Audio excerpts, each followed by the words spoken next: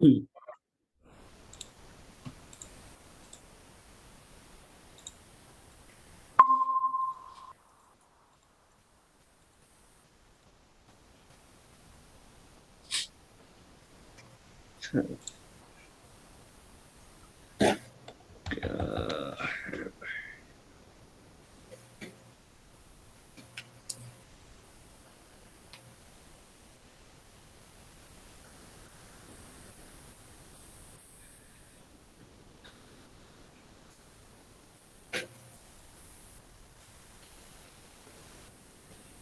अच्छा। तो last time एक चीज जो हमसे मिस हुई थी वो अपडेट प्रोडक्ट की आईडी के बारे में थी। जी। अच्छा, अपडेट प्रोडक्ट अभी यहाँ पर जिस तरह प्रोडक्ट अपडेट बटन क्लिक होगा और मैंने यहाँ पे आईडी स्टैटिक दी थी, इसको मैं डायनेमिक करना भूल गया था लास्ट टाइम। जी। अब इसको डायनेमिक कैसे करना है? डायनेमिक ऐसे करना है कि हमारे पास अपडेट का फॉर्म है, अगर मैं इसको यहाँ पे चला भी लेता हूँ, लोकल होस्ट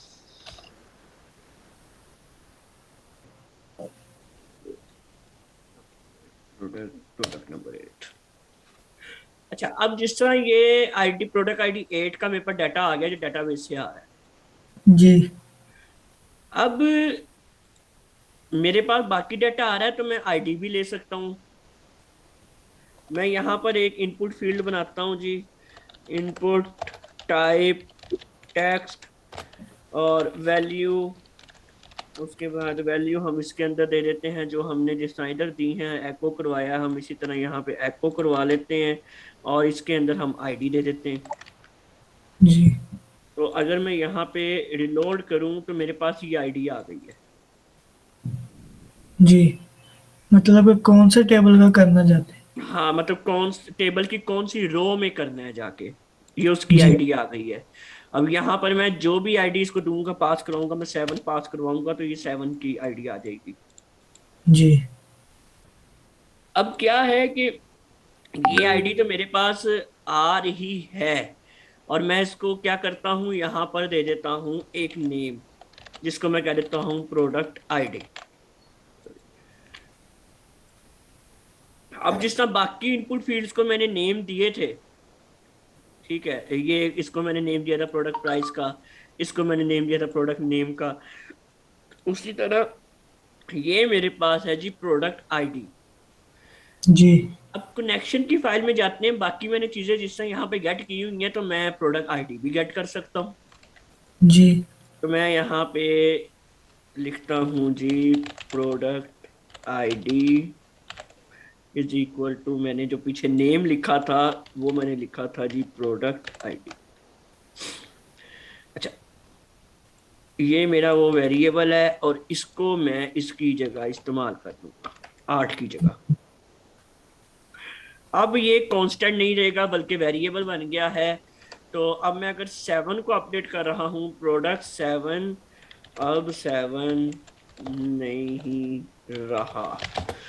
तो मैं अगर इसको अपडेट करता हूँ रिकॉर्ड अपडेटेड सक्सेसफुली, तो हमारा जो टेबल था ये वाला, और इसमें प्रोडक्ट्स का हमारा ये टेबल है, और 7 आईडी पर ये देखें नाम चेंज हो गया है। जी। अब इसी तरह अगर मैं किसी और का करना चाहता हूँ, 9 का करना चाहता हूँ, अच्छा 9 है ही नहीं हमारे पास और कौन सा 12 है, चलो तो 12 का करना चाहता हूँ मैं। तो अभी मेरे पास यहाँ पे 12 लिखा आ रहा है। तो मैं यहाँ पे इसकी जो कीमत आ रही है अभी 12 की, यहाँ पे कीमत हमारे पास आ रही है जी 300, ऐसा ही है। जी। तो मैं इसको यहाँ से कर देता हूँ 450, और मैं इसको अपडेट कर देता हूँ रिकॉर्ड अपडेटेड सक्सेसफुली। और मैं इसको अगर रिलोड करूँ तो ये 450 लिखा आ गया 12 की आईडी पर। जी। अब ये तो हमें समझ आ गई कि ठीक है भाई काम चल रहा है, ओके है। लेकिन ये अच्छा नहीं लग रहा कि सामने ऐसे आईडी भी नजर आ रही है, क्योंकि जी। जो बंदा चलाने वाला होगा, जो एडमिन बैठेगा जिसको हमने ये पूरा प्रोजेक्ट बनाकर देना है, उसको इस चीज का कंसर्न नहीं है कि सामने क्या आईडी क्या जा रही है कुछ भी। तो हम क्या करेंगे कि हमने एक टाइप पढ़ी थी जिसको हम कहते हैं हिडन। जी। तो हम टेक्स्ट की जगह इस इनपुट टाइप को जिधर मैंने आईडी दी है, मैं इसको कह दूंगा हिडन। हिडन।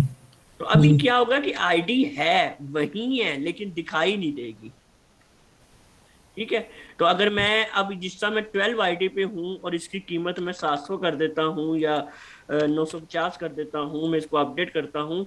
रिकॉर्ड अभी भी अपडेट हो गया है और मैं लोड करूंगा तो मेरे पास यहाँ पे 950 अपडेट हो गया है। तो वो ऑप्शन कैसे आएंगे वहाँ? कौन से ऑप्शन? अगर 12 की जगह 10 पे करना हुआ तो?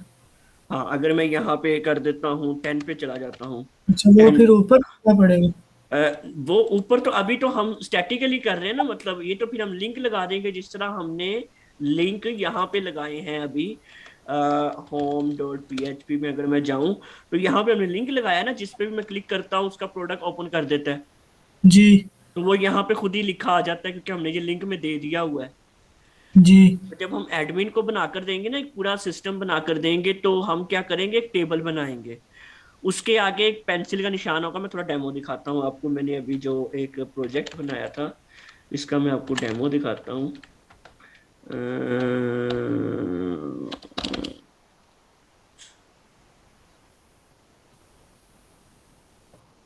नहीं नहीं, ये नहीं है, इसका था एम। हाँ, ये है।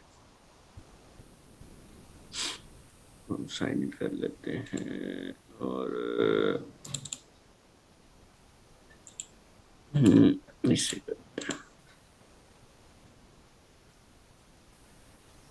डैशबोर्ड पे चले जाते हैं।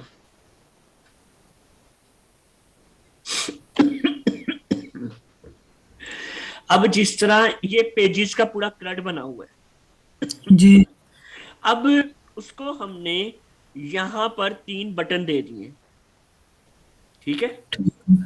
तो उसको मैंने जो 3 बटन मैंने दे दिए, एक बटन है डिलीट का, एक बटन है एडिट करवाने का, एक बटन है व्यू करवाने का। वो व्यू पे क्लिक जी। करेगा तो लिंक पास हो जाएगा और उसका जो है वो पेज व्यू करवा देगा उसको। जी। इसी तरह वो अगर एडिट पे क्लिक करता है, जो हम अपडेट का ये फॉर्म बनाया ना हमने यहाँ पे, अगर मैं कुछ और वो लिखता हूँ ओपन हो जाएगा? तो हम अब मैं एडिट पे क्लिक करूंगा तो मेरे पास ये देखो आईडी पास होगी 32। इसमें थोड़ी डिफरेंट तरीके से आईडी पास होती है, परेशान ना हो जाए, लारावेल है।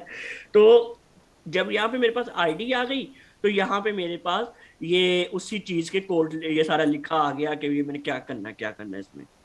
जी। ठीक है। तो इस तरह से ये एडिट का हमने पूरा डैशबोर्ड बना के दिया करना है अपने क्लाइंट को।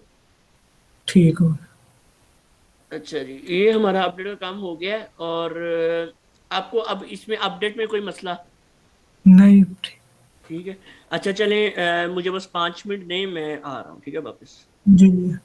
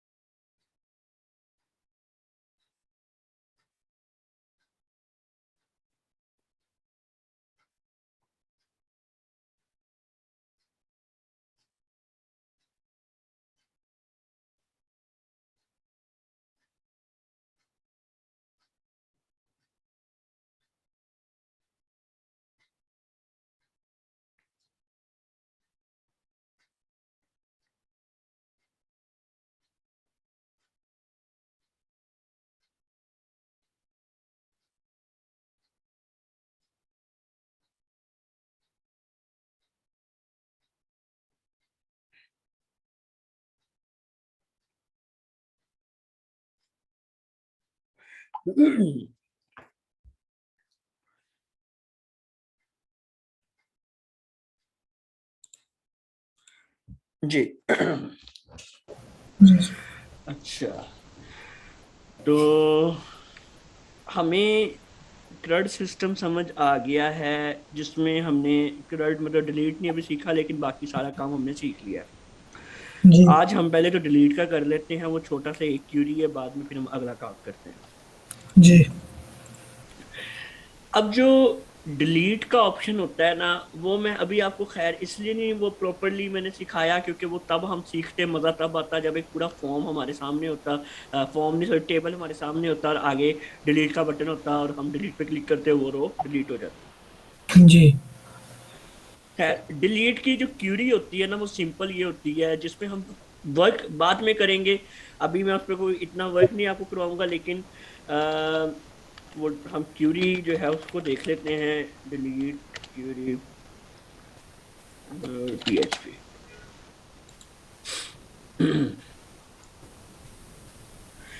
ये होती है जो डिलीट की क्यूरी।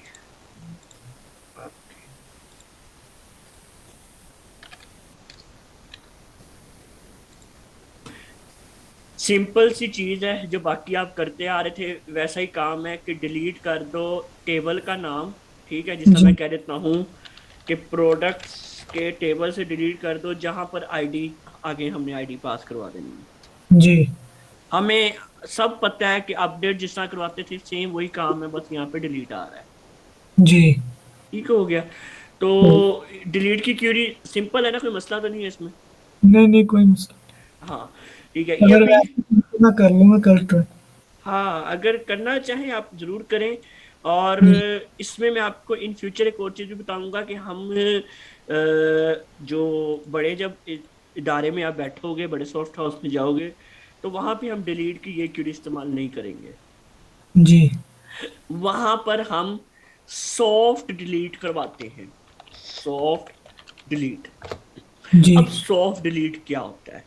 आपने कभी देखा होगा कि कुछ एप्लीकेशंस जैसा जीमेल है या बहुत सारे ऐसे वर्डप्रेस या बहुत सारे ऐसे प्लेटफॉर्म्स हैं, जहां पर हम कुछ डिलीट करें तो वो हमारे ट्रैश में चला जाता है, पक्का पक्का रिमूव नहीं होता। नहीं होता जी तो हम उसको वापस भी बुला सकते हैं किसी वक्त भी। तो जब बड़ा इदारा होता है ना, वहां पे वो आपको पक्का पक्का डिलीट नहीं करने देते डाटा। जी क्या आप डायरेक्ट डिलीट, यहाँ पे अगर डायरेक्ट डिलीट करोगे वो पक्का खत्म हो जाएगा, कहीं भी नहीं बचेगा। जी लेकिन सॉफ्ट डिलीट ये होता है कि आपका जो, जिस तरह अब मेरा एक प्रोडक्ट्स का टेबल है, ठीक है, इसके अंदर मेरे पास जो कॉलम्स हैं वो एक बना है जी आईडी, एक है जी नेम, एक है जी प्राइस, एक है जी डिस्क्रिप्शन। ये मेरे पास जी सपोज करो अभी तक प्रोडक्ट का टेबल है। यहां पर मैं एक और दे देता हूं जिसका नाम होगा इज डिलीट। इज जी डिलीट का मतलब है क्या ये डिलीट है, क्या ये डिलीट हो चुका है, इज डिलीट। जी अब इसको हम इस्तेमाल करते हैं, आपने शायद एक लफ्ज सुना होगा बूल, जिसको बूलियन भी बोलते हैं। जी बूलियन क्या होता है, आज हमारा इस पे भी टॉपिक है, एंड और गेट पे हमने पढ़ना है। बूलियन होता है जी कि या तो ट्रू होगा या फिर फॉल्स होगा। जी ठीक है। और कंप्यूटर की जुबान में हमें कंप्यूटर सिर्फ दो लफ्ज को समझता है, 1 और 0। जी तो अगर ट्रू है तो उसका मतलब है वो 1 है, और इसी तरह अगर 1 है तो उसका मतलब वो ट्रू है। ठीक जी है ना? सेम यही चीज फॉल्स का मतलब 0 है, जीरो इसी तरह 0 का मतलब फॉल्स है। वन जी तो हम जब इसमें एक कॉलम क्रिएट कर लेते हैं, जी अब जिस तरह इसकी टाइप थी इंट, इसकी टाइप मैंने रख दी var4। जी। इसकी मैंने रख दी इंट, इसकी मैंने रख दी टेक्स्ट, नेक्स्ट। जी। इसकी मैंने रख दी बूल। जी। बूल की कैसी होती है वो हम देख लेते हैं। अगर मैं इसमें जाऊं, प्रोडक्ट्स के टेबल में स्ट्रक्चर में जाऊं, और मैंने अब इसके अंदर एक और कॉलम ऐड करना है, तो मैं स्ट्रक्चर पे जाकर यहाँ पर ये कितने कॉलम ऐड करने हैं, हमने एक कॉलम ऐड करना है। कहाँ पे करना है? डिस्क्रिप्शन के बाद करना है, आफ्टर डिस्क्रिप्शन। और हम यहाँ पे गो पे क्लिक कर देंगे। यहाँ पर अब मैं अपने कॉलम का नाम देता हूँ इज डिलीट या इज डिलीटेड, जो भी आप देना चाहें। यहां पर आपने ये बुलियन की एक आ रही है, ठीक हो गया। इसको क्लिक कर देना है। जी। और बाय डिफॉल्ट आपने इसको, सॉरी, बाय डिफॉल्ट देने के लिए ये डिफॉल्ट का ये कॉलम आ रहा है, इसमें आपने कहना है एज डिफाइंड। जी। तो यहाँ पे कह देना 0, और इसको कर देना है सेव। अब बाय डिफॉल्ट 0 देने का मकसद क्या था? वो ये था कि इज डिलीट, क्या ये डिलीट है? मैंने कहा 0, और 0 का मतलब है फॉल्स। जी। जी नहीं, ये डिलीट नहीं है, 0 का मतलब ये है। ऐसा ही हो गया। जीरो। जी। ठीक हो गया। और अगर जीरो। ये 1 होता तो इसका मतलब ये डिलीटेड है। डिलीट हो जाना। ठीक हो गया। और अब सिंपल काम है, हमें अपडेट भी करना आता है, हमें सेलेक्ट भी करना आता है। ऐसा ही है। जी। तो हम आराम से जाकर, जो हमारी पहली बात तो ये कि सिलेक्ट की क्यूरी है, उधर जो हमारी, जहां पे सारे प्रोडक्ट्स हमने सेलेक्ट किए हैं, वहां पर हम ये लिख सकते हैं ना, where is delete, is delete is equal to 0। सिर्फ वो प्रोडक्ट सेलेक्ट करो जो डिलीट नहीं है। जी। इतनी बात समझ आ गई ना? इसमें कोई सवाल? ठीक हो गया। अच्छा। और इज डिलीट को अगर हमने डिलीट करना होता है तो हम कुछ नहीं करते। एक अपडेट की क्यूरी जो हमें आती है, ये अपडेट की क्यूरी हमें आती है, हमने सिर्फ अपडेट कर देना है। अपडेट करने के लिए हम सिंपल क्यूरी लिखेंगे कुछ इस तरह की, कि मैं आपको यहाँ पे लिख के दिखाता हूँ। कुछ नहीं हमने करना, सिंपल हमें अपडेट आता है, हमने यहाँ पर अपडेट, और ये काफी कुछ आया है हमारे पास, हम सब खत्म कर देते हैं। अपडेट सेट इज डिलीट, और आगे हमने इसको कह देना है 1, जी। कि हाँ जी ये डिलीट है। सिर्फ अपडेट करवाना है इज डिलीट, सॉफ्ट डिलीट के वक्त। इसमें ठीक हो। कोई रॉकेट साइंस नहीं है, हमने सिर्फ क्या किया, एक कॉलम बनाया है, उसकी बेस पे चेक कर लिया है कि क्या ये डिलीट है या नहीं। और जब एडमिन उसको डिलीट किया करेगा, तो हमने अपडेट करवा दिया करना है इज डिलीट का कॉलम, जिसका हमने दे दिया करना है 1, बस। जी। ठीक है। तो ये तो हमें समझ आ गई कि सॉफ्ट डिलीट क्या होता है। तो इसको मैं अभी खत्म कर देता हूँ फिलहाल। और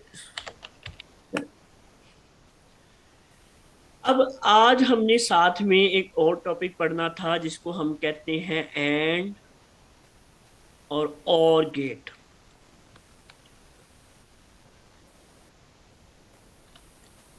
एंड और, अब एंड का ट्रुथ टेबल क्या होता है? ट्रुथ टेबल के बारे में पता है आपको? पढ़ा हुआ 12वीं में। अच्छा। ट्रुथ टेबल होता है जी बाइनरी नंबर पे ये बेस करता है। बाइनरी नंबर होते हैं 0 और 1। जी। और ट्रुथ टेबल लिखते वक्त जो बेसिक ट्रुथ टेबल होता है वो होता है जी 0 करें। ट्रुथ टेबल मैं बनाता हूँ आपका, वर्ड पे बना लें हम। तो इंसर्ट कर लेते हैं 0,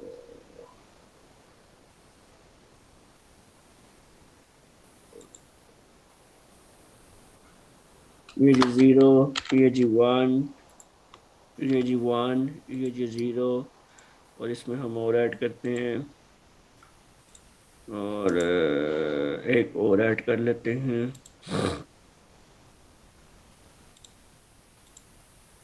0 1 0 1 1 1 या कह लो इसको 0 0 1 1। आई थिंक सो यही होता है, मैं कंफर्म कर लूं। बेसिक बाइनरी ट्रुथ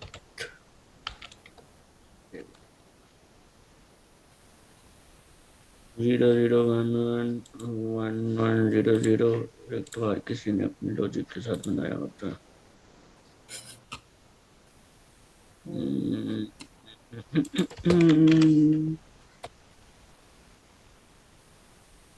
अच्छा ठीक है, 0 0 1 1, इसको हम कहते हैं 0 0 1 1, इसको हम कहते हैं 0 1 0 1। यही होता है बेसिक। हाँ ठीक है। अच्छा जी, ये होता है जी बेसिक ट्रुथ टेबल हमारा।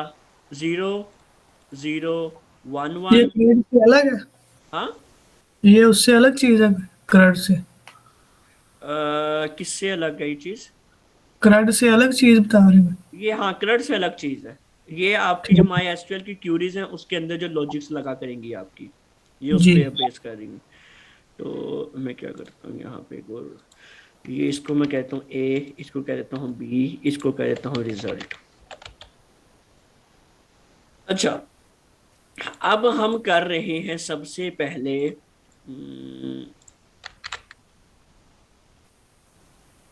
यहाँ पे हम कर रहे हैं और गेट। जी। अब और गेट में क्या होता है कि एक भी चीज ट्रू हो जाए तो वो चल जाता है, जी। लेकिन अगर दोनों फॉल्स हो जाएं तब वो नहीं चलेगा। ठीक है। ठीक। अब यहाँ पे जीरो का मतलब है फॉल्स, जी। और दोनों है हमारे पास जीरो, तो इसका मतलब इसका रिजल्ट आएगा जीरो। जी। यहाँ पर ये तो जीरो है, ठीक है फॉल्स है, लेकिन बी जो है वो ट्रू है, वन है, तो जी। इसका रिजल्ट हमारे पास आएगा वन, यानी कि ट्रू।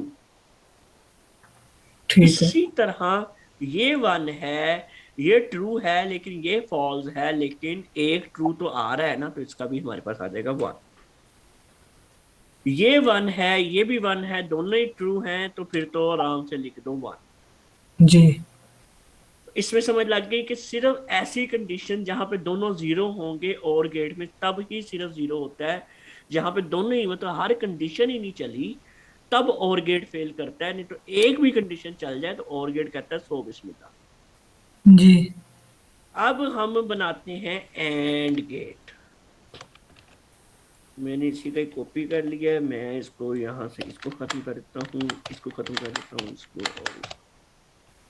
अच्छा, अब एंड गेट में क्या होता है जी? एंड गेट में होता है जी कि दोनों का ट्रू होना लाजमी है, ट्रू होने के लिए, जी। चलने के लिए। एक भी उनमें जो है ना खलल डाल गया ना तो काम नहीं बन सकता। ठीक है। ठीक हो। अब जिस तरह ये तो दोनों फॉल्स हैं, दोनों ही मुकर गए, कहते असली नहीं जाना, तो ठीक है भाई, जी। ये दोनों ही फॉल्स हो गए। यहां पर एक कहता है कि मैं नहीं जाना, एक कहता है मैंने जाना है, फिर मैं कहता हूं तुम दोनों ही ना जाओ। फॉल्स हो। सही है। जी। यहां पर एक कहता है मैंने जाना है, दूसरा कहता है मैंने नहीं जाना, तो फिर भी हम कहते हैं दोनों ही ना जाओ। जी। यहाँ पर दोनों बच्चे बड़े अच्छे हैं, कहते हैं जी हम चलेंगे जी सर जी आपके साथ, तो ये भी कहता है सर जी हम चलेंगे, तो दोनों मान गए हैं, तो चलो जी चलिए, फिर इधर हम कह देंगे वन। जी। तो हमें पता चल गया जब दोनों ट्रू होंगे, या जितने भी एंड गेट हमारे पास होंगे वो ट्रू होंगे, तब हमारे पास रिजल्ट ट्रू आएगा। उनमें से एक भी मुकर गया, एक भी जीरो हो गया, तो हमारे पास रिजल्ट में वन नहीं बल्कि जीरो आएगा। जी। इसमें कोई सवाल आपका? नहीं लग गया। ठीक है। अब यही काम हमने अपनी उसको क्या कहते हैं कंडीशंस में लगाना है। कंडीशंस हम एसक्यूएल क्यूरीज में हमें कंडीशंस बहुत जगहों पे इस्तेमाल करनी पड़ती है। जी। अब कोई आपको कह दे कि यार मुझे वो वाली प्रोडक्ट्स दिखाओ जिनकी कीमत 10,000 से कम हो। जी। अब मिसाल के तौर पे मैं जाता हूं OLX पर।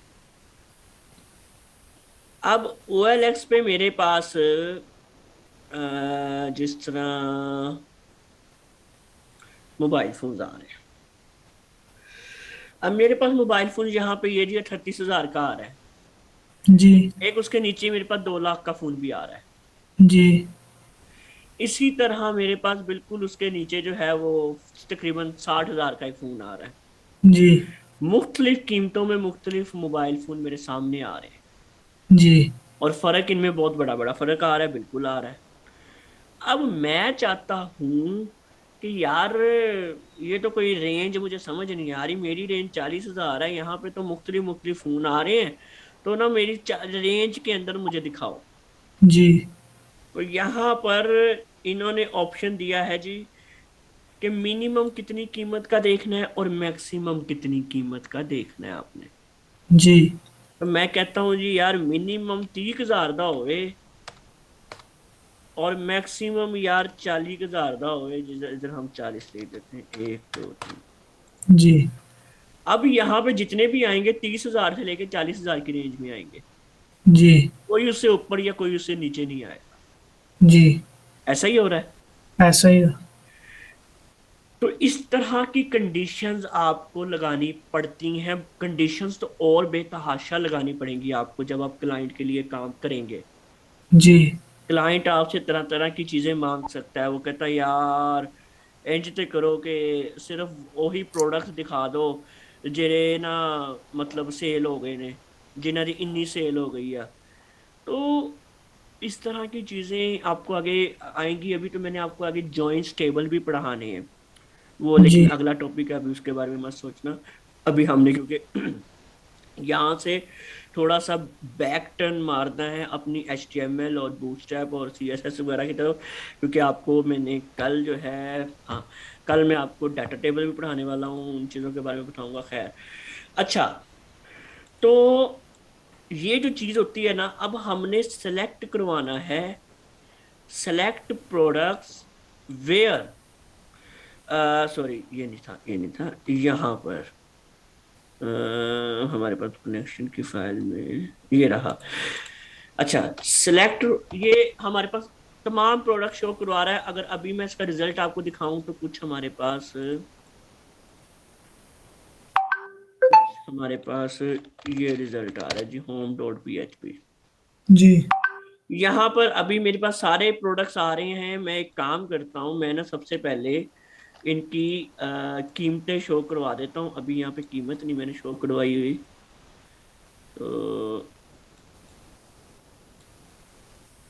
मैं डिस्क्रिप्शन की जगह फिलहाल कीमत शो करवा देता हूँ।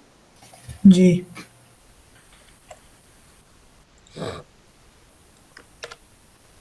अब ये 500 का है, ये 750 का है, ये 420 का है, ये 320 का है, ये 300 का है, 260। अब मुख्तलिफ कीमतें मेरे पास आ गई हैं। जी। मेरे पास आपके सामने 950 वाली चीज़ भी है, मेरे पास 900 वाली चीज़ भी है, मेरे पास 500 या 320 वाली चीज़ भी पड़ी हुई है। मैं कहता हूँ, अपनी क्यूरी में जाता हूँ कि मुझे सिर्फ वो प्रोडक्ट्स देखने हैं जिनकी 500 से नीचे कीमत है। जी। तो मैं यहाँ पे लिखता हूँ वेयर, अच्छा, जिनकी पहले, हाँ पहले तो चलो जिनकी 500 से नीचे कीमत है पहले सिर्फ वही देखने हैं मुझे। तो मैं कहता हूँ वेयर, जहां पर प्राइस स्मॉलर देन 500। जी। अब मैं इसको रिफ्रेश करता हूं तो अब सिर्फ मुझे वही नजर आ रहे हैं जिनकी कीमत 500 से कम है। जी। लेकिन OLX में हमने एक चीज देखी थी कि ये रेंज दे रहा था एक हमें कि मैं 30,000 से लेकर 40,000 तक देख सकता हूँ। अब मैं यहाँ पे चाहता हूँ कि मैं 300 से लेकर 500 तक देखना चाहता हूँ। ये जो बीच में 260 आ रहा है, 140 का आ रहा है, ये मुझे ना दिखे। जी। इसके लिए हम इस्तेमाल करेंगे एंड गेट। एडवेयर जी। तो यहाँ पे हम एंड लिखेंगे और एंड प्राइस ग्रेटर देन 300। मैं इसको रिलोड करूंगा। अब सिर्फ मुझे 300 से ऊपर वाली कीमतों के नजर आ रहे हैं और 500 से नीचे। ठीक हो गया। अगर मैं इसको और कह देता तो मुझे वो बाकी भी शो करवा देता। जी। वो मुझे बाकी भी शो करवा रहा है। ठीक है। जी। और में उसने एक ही कंडीशन चेक की, एंड में उसने दोनों कंडीशन चेक की। और ये इस तरह की लॉजिक्स हम कहीं भी इस्तेमाल कर सकते हैं। अब हमें कहीं भी इस्तेमाल करनी पड़ सकती है। जिस तरह वो कह देता है जी, आपको पता होगा सेल लगती है, ठीक है, ब्लैक फ्राइडे लगता होता था। जी। तो उसमें क्या होता था कि वो एक ही सिस्टम, अब इतने लाखों प्रोडक्ट्स हैं, वो एक ही एंटर पे वो तमाम प्रोडक्ट्स पे सेल लगा देते होते थे। ठीक है। तो वो सिस्टम कैसे बनता है? अब वो सिस्टम ऐसे बनता है कि जिस तरह एक कपड़ों की दुकान वाला है, वो कहता है कि जिन्ने भी मेरे कपड़े सी ना 5,000 दे, ਉਹ इस चांद रात ते ना उन्होंने 3,000 का बेच दो। रिकॉर्डिंग हो रही भाई? हाँ जी, हो रही है। वो कहता है कि 3,000 का वो मेरा 5,000 वाला सूट, जिसकी कीमत 5,000 है, वो सारे सूट मेरे 3,000 के बेच दो। और जितने भी मेरे सूट जी 4,000 के हैं, वो सारे मेरे सारे बेच दो, सारे सेल कर दो इन 2,000, या हाँ चलो 2,000, मतलब 2,000 में उसने ऐसी सेल लगा दी। तो इस जी। तरह की कंडीशन अब आप मैन्युअली तो नहीं कर सकते हो ना बार बार जाके। तो इसके जी। लिए पूरा एक सिस्टम आपने तैयार किया होता है, डेटाबेस आपका बना होता है, फ्रंट एंड में फॉर्म और बटन रेडी होता है। अब वहां पे एक क्लिक करते हो और सारा काम आपका हो जाता है। जी। इसमें कोई सवाल आपका? पता लगा। सही है। और ये जो मैंने आपको प्राइस अपडेट करने वाली एक बात बताई है कि जी ये कहता है मेरा 5,000 का 3,000, तो ये हम अपडेट कर रहे हैं, तो इसका मतलब ये सेम चीज हम अपडेट में भी इस्तेमाल कर सकते हैं। ठीक है। जी। अच्छा जी। तो हमें एंड और गेट के बारे में पता चल गया है। और हमारी ये जो सिचुएशन थी ये भी हमारी हैंडल होती जा रही है कि हमने सिंपल सेलेक्ट क्यूज देख ली हैं। अच्छा, इस पे आपने पहली बात तो ये कि थोड़ी प्रैक्टिस करनी है। जी। जी। ठीक है। क्योंकि ये चीजें प्रैक्टिस से आएंगी आपको। कल जो है हम इससे थोड़ा सा अब हट के काम करेंगे। अब मैं आपको वापस लेके जाऊंगा HTML के ऊपर। ठीक हो।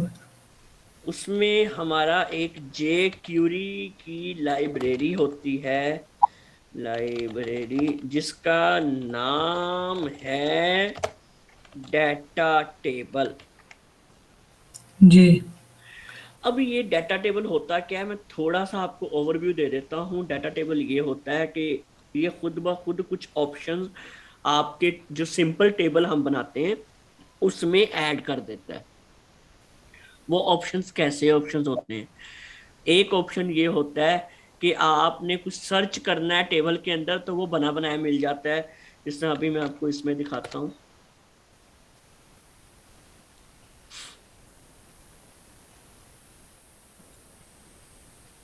अब ये मेरा एक टेबल बना हुआ है। जी। मैंने यहाँ पर सर्च करना है पोर्टफोलियो, तो ये देखिए सिर्फ पोर्टफोलियो सर्च होके मेरे सामने आ गया। जी। इसी तरह मैंने सर्च करना है प्राइसिंग, तो ये प्राइसिंग सर्च होके मेरे सामने आ गया। जी। मैं यहाँ पे कुछ भी सर्च करता हूँ तो ये मेरे सामने फौरी आ रहा है। इसी तरह मैं यहाँ पे दिखा सकता हूँ कि भैया एट अ टाइम 20 दिखा दो, एट अ टाइम 7 या 10 दिखा दो, एट अ टाइम 7 दिखा दो।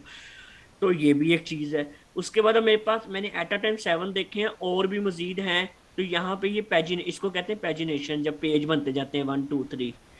तो जी। यहाँ पे ये पेज नंबर 2 पे जाएगा तो अगला डाटा आ जाएगा अगले पेज का। तो ये सब कुछ इस पे खुद ब खुद बना बनाया मिल जाता है हमें। जी। अगर हम इसको कोडिंग के साथ बनाने जाते हैं तो बहुत मेहनत लगती है, हत्ता कि इसमें आपको प्रिंटिंग का ऑप्शन भी मिल जाता है।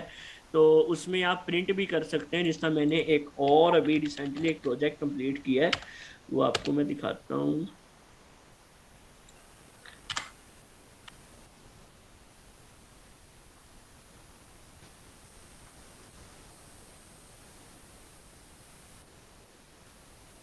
अब जिस तरह ये मेरे ऑल क्लाइंट्स शो हो रहे हैं, ये भी एक डाटा टेबल है। यहाँ पे मैं इसको प्रिंट कर सकता हूँ, अगर मैं प्रिंट के बटन पे क्लिक करूँ तो ये मेरे पास प्रिंट की फाइल बन के आ जाएगी। अगर मेरा प्रिंटर लगा होगा तो मैं यहाँ से एंटर करूंगा, ये सारा प्रिंट होकर डाटा मेरे पास आ जाएगा।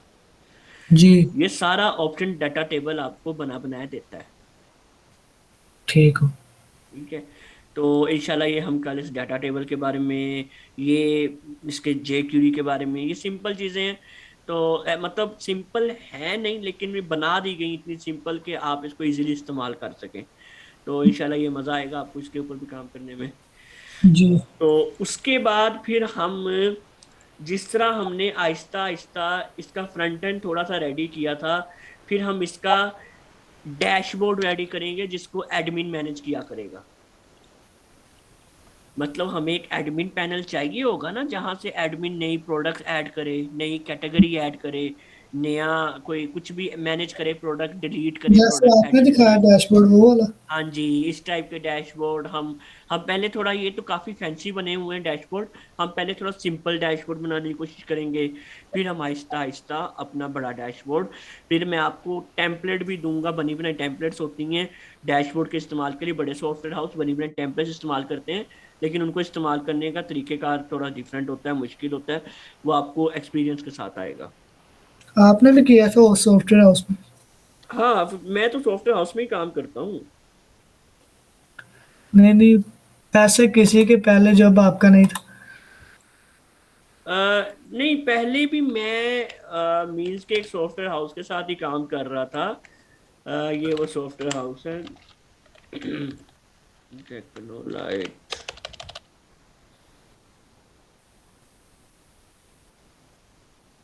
ये वो सॉफ्टवेयर हाउस है जहाँ पहले मैं, ये उनकी वेबसाइट है जहाँ पे पहले मैं काम कर रहा था। अब भी मैं उनके साथ ही काम करता हूँ, और अपना भी मेरा सेटअप है। प्रोजेक्ट्स मेरा सारा इनके साथ ही होता है, इन्हीं का ही काम होता है ज़्यादातर, और मेरे डेवलपर्स होते हैं।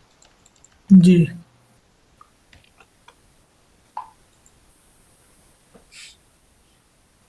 खैर, तो अभी आपने कुछ और पूछना हो?